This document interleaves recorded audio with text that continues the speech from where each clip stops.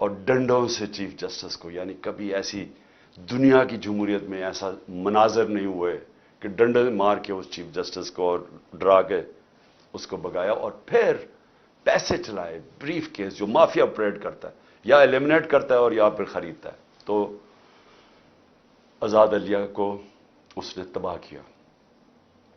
اور جب آزاد عدلیہ جاتی ہے تو یہ یاد رکھیں کہ اس ملک میں آپ کی آزادی چلی جاتی ہے، کیونکہ آزاد عدلیہ آئین کے مطابق آپ کے جو بنیادی حقوق ہیں، فنڈامنٹل رائٹس ہیں، ان کی حفاظت کرتی ہے. میں یہ بار بار آپ کو اس لیے بتاتا رہتا ہوں، میں خاص طور پہ جو مجھے امید ہے اپنے نوجوانوں سے، کہ آپ کو سمجھنا چاہیے کہ ہم کیوں ساری دنیا ہمارے سے آگے نکل گئی ہے، کیوں ہمارے اتنے برے حالات ہیں. بنیادی وجہ انصاف نہ ہونے کی ہے. تو میں یہ بار بار آپ کو سمجھاتا ہوں کہ 27 سال پہلے جب میں نے انصاف کی تحریک شروع کی تھی، مقصد ہی یہ تھا، انصاف ہوتا ہے، ملک آزاد ہوتا ہے، وہ ملک خوشحال ہوتا ہے. جس ملک کے اندر انصاف نہیں ہوتا، نہ وہ آزادی ہوتی ہے، نہ وہ جمہوریت ہوتی ہے، نہ وہ خوشحالی ہوتی ہے. تو اس وقت ساری قوم کو کھڑا ہونا چاہیے اپنی عدلیہ کے ساتھ، اور میں ان کا خاص طور پہ شکر گزار ہوں کہ جس طرح انہوں نے قانون کے مطابق جو بوگس کیسز میرے اوپر بنائے ہوئے ہیں، ایک کے بعد دوسرا 145 کیسز بنائے ہوئے ہیں. عدلیہ ایک ہی جگہ ہم جاتے ہیں امید لے کے، اور وہ اللہ کا شکر ہے کہ انہوں نے مجھے جیل میں سے بچایا. اس کے بعد میں جو پبلک نکلی، اور میں بات کر رہا ہوں جو پرامن پبلک نکلی، کیونکہ میرے ساتھ جو میرے چاہنے والے، میرے جو ووٹرز ہیں، جو میرے ساتھ جو میرے کارکن ہیں، یہ ہمیشہ 27 سال ہمیشہ ہم پرامن رہے ہیں. ہم نے کبھی جتنی بھی ہمارے اشتعال ڈالا جائے، کوشش کی جائے کہ ہم کسی طرح پرووک ہوں اور ہم کچھ غلط کریں، میں فخر سے کہتا ہوں کہ 27 سال کی سیاست میں ہمیشہ ہم پرامن رہے ہیں. مجھے 25 میں کبھی نہیں بھولے گا پچھلے سال، اور جب یہ امپورٹڈ حکومت اور ان کے ہینڈلرز، یہ ہینڈلر جو ہیں، انہوں نے پیچھے سے زور لگایا تھا پولیس کو، کیونکہ ہم نے جب بعد میں مجھ سے پوچھا، کیونکہ ہماری پنجاب میں گورنمنٹ تھی، تو ہم نے پوچھا کہ تم نے حرکتیں کی تھی. انہوں نے کہا جی پیچھے سے آرڈر تھے، وہ چڑیا گھر سے آرڈر آتے تھے تو وہ ہمیں حکم کرتے تھے. میں کہا تم لوگوں کے گھروں میں 3 بجے گھس کے تم نے جو حرکتیں کی، لوگوں کو اٹھایا، جو مارا، نہ چادر نہ چار دیواری، نہ عورتوں کی پرواہ کی. تو میں نے ان سے پوچھا کہ کیا آپ کو کوئی شرم نہیں آئی؟ آپ کا تو کام ہے قانون کے مطابق چلنا. کہتے جی نوکری کا سوال ہے، حکم آتا ہے وہاں سے، ماننا پڑتا ہے جو کہ پیچھے سے حکم آتا ہے ہینڈلرز کا. تو ہمارے اوپر ظلم ہوا. 26 کو صبح کو میں نے وہاں دھرنا دینا تھا اسلام آباد میں نے دھرنا ختم کیا اسی وقت، کیونکہ مجھے پتا تھا کہ لوگوں کو غصہ تھا اس وقت، جس طرح انہوں نے شیلنگ کی، فیملیز پہ شیلنگ کی، لوگوں کے گھروں میں گھسے. مجھے پتا تھا انتشار کی طرف جانا ہے. سب کو پتا ہے کہ میں نے 26 کی صبح کو جیسے ہی میں اسلام آباد ابھی ڈی چوک بھی نہیں پہنچا، میں نے کہا ختم. اس کے بعد مجھے گولیاں لگتی ہیں، قتل کرنے. مجھے پتا تھا، پہلے سے پلان بنا ہوا تھا. میں کئی دفعہ آپ کو بتا چکا ہوں کون کون اس کے اندر ملوث تھا.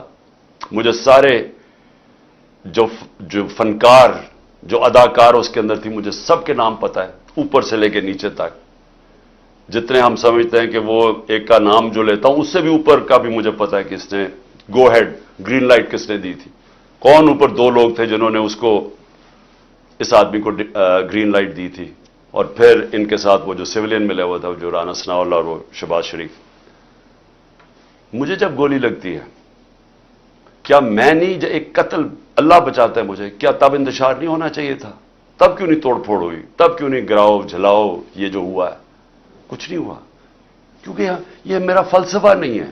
میں یہ سمجھتا ہوں کہ اگر آپ اپنی پارٹی کو اس طرف لگا دیتے ہیں، اگر ایک دفعہ پارٹی کو خون لگ جاتا ہے، جس طرح ہم جب کراچی میں پارٹی بنانے لگے تو انہوں نے کہا جی یہاں تو اگر آپ نے پارٹی بنانی ہے تو آپ کو ملیٹنٹ ونگ بنانا پڑے گا، کیونکہ ایم کیو ایم کے پاس ملیٹنٹ ونگ ہے، باقی بھی جماعتیں ان کے سامنے، سب کے پاس انہوں نے مسلح لوگوں کو رکھا ہوا ہے، آپ بھی رکھیں۔ یہ آج سے 25 سال پہلے کی بات ہے۔ میں نے تب ان کو سمجھایا کہ جس وقت آپ اپنی پارٹی میں مسلح لوگوں کو رکھتے ہیں اس وقت آپ کی پارٹی کی ساری فطرت ہی بدل جاتی ہے۔ وہ آپ کے بھی اگر آپ کے لیے سمجھتے ہیں نا کہ ہمیں وہ حفاظت کریں گے، وہ پھر دوسری طرف اپنے کام کرنے پہ شروع لگ جاتے ہیں، قبضے شبضے بندوقیں پکڑ کے پھرتے ہیں۔ میں نے کہا میں نہیں کرتا، ہماری پارٹی بڑھے نا کراچی میں، کیونکہ جو وہ ڈر ہوتا تھا کہ ایم کیو ایم کی، اس طرح خوف ہوتا تھا کہ جی ہم حفاظت کیسے کریں گے اپنے آپ کو ان سے۔ سب میں نے کبھی یہ نہیں کیا۔ اس کے بعد جی 26 نومبر آئی،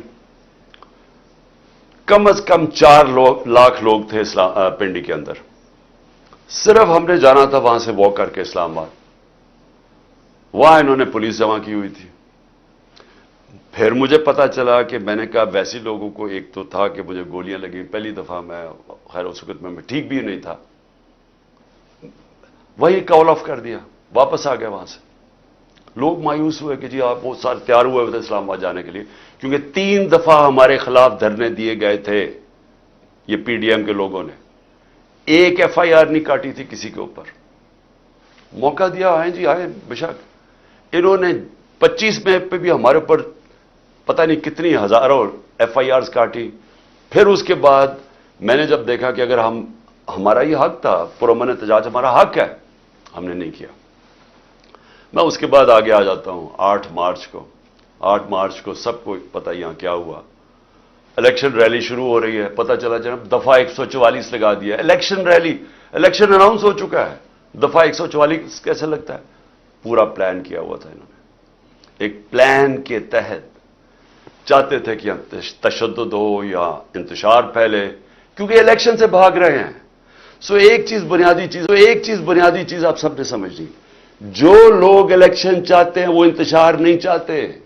جو لوگوں کو خوف آیا ہوا ہے کہ الیکشن میں ان کی تباہی ہو جانی ہے اور ان کا نام و نشان ختم ہو جانا ہے، وہ الیکشن نہیں ہونے دینا چاہتے، لہذا وہ چاہتے ہیں انتشار۔ یہ اب بنیادی پوائنٹ سمجھ ہے۔ اور میں سارا وقت اپنے لوگوں کو، جب ضلع شاہ کا انہوں نے تشدد کر کے اس کو قتل، اس کی جب ڈیڈ باڈی کی تصویریں آئیں، یہاں غصہ تھا۔ ہم نے اگلے دن پھر ریلی اناؤنس کی، انہوں نے ہمیں اجازت نہیں دی، سب نے کہا جی ہم کریں گے ریلی، کینسل کی۔ اس سے اگلے دن عدالت سے اجازت لے کے پھر ریلی کی، سب قانون کے بیچ میں رہ کے کیا۔ تو میں اب آتا ہوں جو میرے گھر سے ہوا۔ پہلے تو یہاں انہوں نے غیر قانونی طور پہ میرے گھر پہ حملہ کر دیا، 24 گھنٹے میرے گھر کے اوپر حملہ کیا انہوں نے، کوئی اس کی تاریخ نہیں ہے پاکستان میں۔ ہم نے کوئی اس کے بعد آرڈر نہیں کیا کہ جلاؤ، گھراؤ، اٹیک کرو لوگوں کو۔ 18 تاریخ کو مارچ کو جب میں اسلام آباد جاتا ہوں میجسٹریٹ کے عدالت میں